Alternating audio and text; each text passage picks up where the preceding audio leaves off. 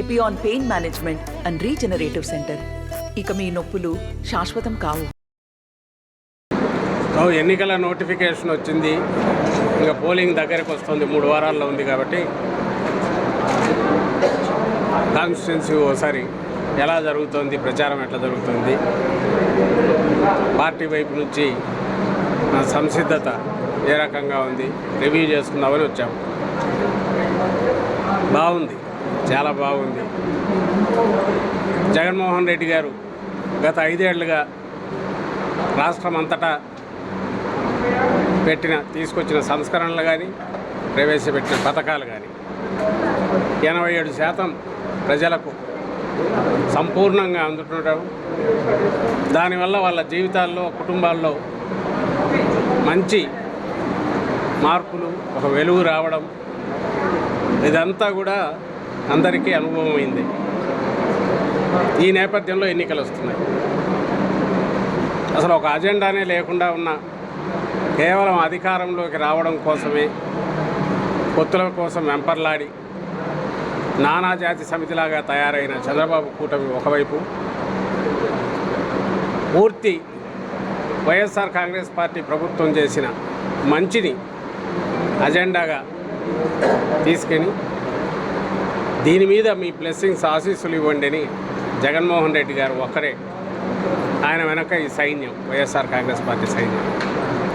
మరో పక్క ఇది స్ట్రైట్ ఫైట్ ఈరోజు, అందుకు ఒప్పుకోవాలి. చంద్రబాబు నాయుడు ఏం చేశాడంటే ఈ నానాజాతి సమితిలో కనపడిన వాళ్ళందరినీ కలిసుకొని ఒక పక్క నిలబడినాడు. మనం ఏం చేసామో ప్రజలకు తెలియాలి, ఆ ప్రాతిపదిక మీదే ప్రజలు నిర్ణయం తీసుకోగలగాలి అనే ఆలోచన కలిగిన జగన్మోహన్ రెడ్డి గారు మా పార్టీ వైఎస్ఆర్ కాంగ్రెస్ పార్టీ ఒకటి. కాబట్టి ప్రజలు నిర్ణయం తీసుకోవడం అనేది చాలా సింపుల్ విషయం, సులభమైన విషయం. చంద్రబాబు కావాలన్నా, జగన్మోహన్ రెడ్డి గారు కావాలన్నా, 14-19 మధ్య ఉన్న ఆ చీకటి అరాచక పాలన కావాలన్నా, లేక దేశానికే ఆదర్శప్రాయంగా ఉన్న జగన్మోహన్ రెడ్డి గారి పాలన కావాలన్నా, ఇది కొనసాగాలన్నా నిర్ణయం ఏంది అనేది ఇప్పటికే కనపడుతోంది. జగన్మోహన్ రెడ్డి గారు బయలుదేరాక బస్సు యాత్ర, అంతకుముందు సిద్ధం సభలు కానీ, బస్సు యాత్రలో కానీ అడుగడుగున జన నీరాజనం, ఎక్కడెక్కడికి ఉప్పెనలాగా వస్తున్న ప్రజా ప్రవాహం, ఇవన్నీ రేపు ఫలితాలు ఏ రకంగా ఉన్నాయని ఆల్రెడీ సూచిస్తున్నాయి. ఈ నేపథ్యంలో ఎన్నికలకు వెళ్తున్నాం. అలాగే పెనమలూరు నియోజకవర్గం, ఇక్కడ జోగి రమేష్ గారు చాలా చురుకైన నాయకుడు. ఇక్కడ ఉన్న ఎమ్మెల్యే ఫిరాయించి రాష్ట్రం అంతా ఎట్లుందో, ఫలితాలు ఎలా రాబోతున్నాయో ఈసారి పెనమలూరులో కూడా గతంలో వచ్చిన మెజారిటీ కంటే మరింత మెరుగైన మెజారిటీతో, 2-3 ఇంతల మెజారిటీతో ఈసారి ఈ నియోజకవర్గం వైఎస్ఆర్ కాంగ్రెస్ పార్టీ మరోసారి విజయకేతనం ఎగరవైపోతుంది. ఇది అతి విశ్వాసంతో చెప్పట్ల, ప్రజలు చూపిస్తున్న ఆదరణ. ఇక్కడ అభ్యర్థి కొత్తగా వచ్చిన నేను ఇప్పటికే ఎక్కడికక్కడ ఇంటింట గడప గడప ఆయనకు దొరుకుతున్న ఆదరణ, పార్టీ నాయకత్వం చురుగ్గా ముందుకు కదలడం, చాలా ఉత్సాహంగా అందరు అడుగులు వేయడం. నేను ఇంతకుముందు చెప్పిన రీజన్, ప్రజల్లో ఆల్రెడీ పార్టీకి, జగన్మోహన్ రెడ్డి గారికి ఆదరణ ఉండడం, వీటన్నిటి వల్ల బ్రహ్మాండమైన మంచి విజయం రాబోతోంది. పెనమలూరు గెలుచుకుంటున్నాం. ఈ పార్లమెంట్ నియోజకవర్గం పరిధిలోని అన్ని సెగ్మెంట్లు గెలుస్తున్నాం.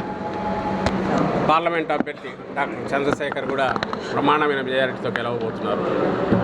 దానికి అవసరమైన రకంగా ప్రజల దీవెనలు కోరడానికి జరుగుతున్న కార్యక్రమం, ఈ రివ్యూలు పూర్తి చేసుకున్నాం. అంతా బాగుంది. మరింత చురుగ్గా, మరింత చొరవతో అందరూ కదులుతున్నారు. ఆ దిశగా సమీక్షించుకొని ఆ కార్యక్రమం ముగించుకున్నాం. Thank you. పవన్ కళ్యాణ్ చాలా ఇమ్మెచ్యూర్డ్గా, చిన్నగా, ఆయన ఏ రోజు మెచ్యూర్డ్గా మాట్లాడినాడు? ఆయన ఏ రోజు మెచ్యూర్డ్గా మాట్లాడినాడు? ఏ రోజు ఒక నాయకుడిలాగా కానీ, ఒక స్పష్టత ఉన్న ఆలోచనల్లో స్పష్టత ఉన్న నాయకుడిగా కానీ పార్టీ అధినేత సంగతి వదిలేయండి. నేననేది ఒక నాయకుడిగా, లేదా నాయకుడు కావాలనుకునే ఒక వ్యక్తిగా తన ఆలోచనలో స్పష్టత ఎప్పుడు లేదు. తాను ఎందుకు రాజకీయాలనేది దీంట్లో అడుగు పెట్టాడో తెలియదు. బహుశా చంద్రబాబు నాయుడు కోసమే ఆయన పుట్టినట్టున్నాడు, చంద్రబాబు నాయుడు కోసమే ఆయన పెరిగినట్టున్నాడు, చంద్రబాబు నాయుడు కోసమే ఆయన అంకితమైనట్టున్నాడు జాతికి. బహుశా చంద్రబాబు నాయుడు ఆయన పార్టీ ఈ ఎన్నికలతో అంతం కావడంతో ఈయన రాజకీయ అంకం కూడా ఆడికి ముగుస్తుందని నాకు అనిపిస్తుంది. ఎందుకంటే ఈయనకు వేరే తెలియదు. చంద్రబాబు నాయుడు ఎక్కడ బటన్ నొక్కితే ఏ రకంగా చెప్పాలో అదే చేస్తాడు, బటన్ నొక్కకపోతే ఆగిపోతాడు. ఆయన నోట్లోంచి వచ్చే మాటలు చంద్రబాబు నాయుడు ఏం చెప్పమంటే చెప్తాడు, వద్దంటే ఆగుతాడు. కాబట్టి వాటికి ప్రత్యేకమైన విలువ ఇవ్వాల్సిన అవసరం లేదు. ఆయన మెచ్యూర్డ్గా మాట్లాడతాడు అనుకో, దాన్ని విశ్లేషించడం అంతగా మూర్ఖత్వం ఇంకోటి కూడా ఉంటుంది. మంచిది, శుభం, మరింత మంచిది.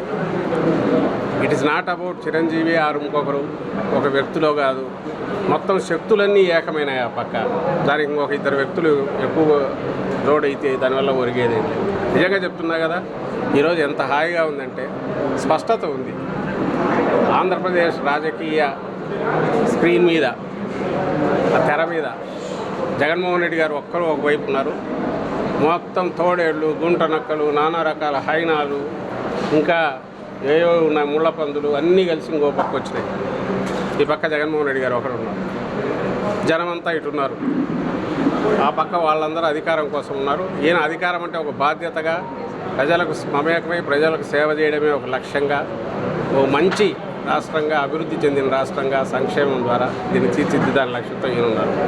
ఈ స్పష్టత ఉండడం అనేది మాకు కలిసి వస్తుంది. ప్రజలు చూజ్ చేసుకోవడం సులభం అవుతుంది.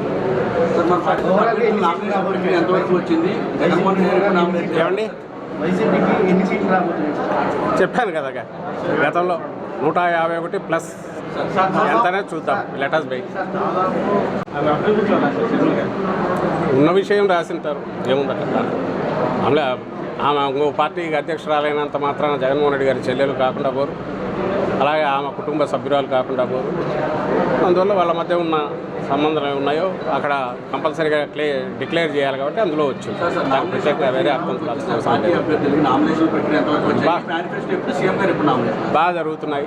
సీఎం గారు 25వ తేదీ నామినేషన్ వేస్తారు అండ్ మేనిఫెస్టో కూడా డ్యూ కోర్స్లో వస్తుంది. Thank you. మరిన్ని వీడియోస్ కోసం ఛానల్ ని సబ్స్క్రైబ్ చేయండి. లేటెస్ట్ అప్డేట్స్ కోసం వాట్సాప్ ఛానల్ ని ఫాలో చేయండి. అండ్ లింక్ డిస్క్రిప్షన్ లో ఉంది.